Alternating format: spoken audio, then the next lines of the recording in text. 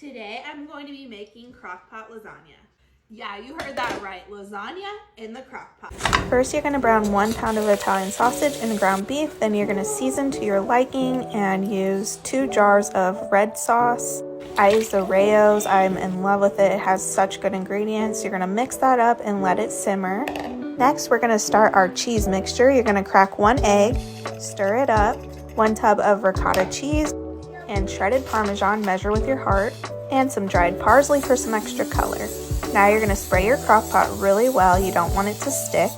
And you're going to start layering. I did about 3 ladles of sauce, then noodles. Break them up to fit in the crock pot, and then another layer of sauce, then mozzarella cheese, then your ricotta mixture. Spread that around. Now here on this layer, I'm adding noodles again. And then we're going to add 3 ladles of sauce. Don't be afraid to put a lot of sauce. The noodles are going to need to soak up that moisture. More mozzarella cheese, and then the ricotta mixture again. That will be the last of the ricotta mixture. Then you're going to add more sauce. I will say the crock pot is definitely the way to go because you don't have to mess with boiling the noodles. And these are not oven-ready noodles, these are regular lasagna noodles. Here's a really important step. You're going to put a half a cup of water around the edges and then top it with mozzarella cheese and some more dried parsley.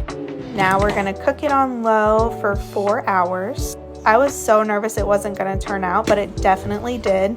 The only thing I would recommend is to let it sit for 30 minutes after it's done. So once it's done, turn the crock pot off and let it sit for about 30 to 45 minutes because as you can see here, it's falling apart. But once I let it sit, it turned all into one chunk.